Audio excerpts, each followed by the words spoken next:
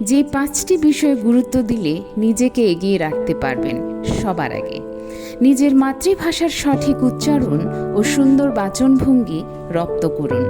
এই বহির্বিশ্বের সাথে তাল মিলিয়ে চলতে চাইলে নিজের ইংরেজি জ্ঞানের দক্ষতাকে প্রতিদিন অল্প অল্প করে বাড়ানোর চেষ্টা করুন।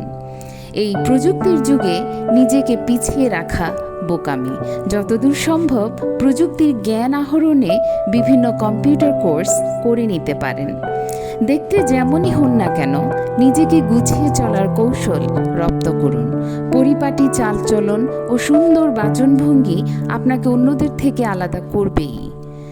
পৃথিবীতে সবাই সমান মেধাবী নয়, কিন্তু নিজের যেটুকু আছে সেটুকু আত্মবিশ্বাসের সাথে উপস্থাপন করতে পারলে দেখবেন অনেক গুণী ও মেধাবীকে আপনি পেছনে ফেলে এগিয়ে গেছেন।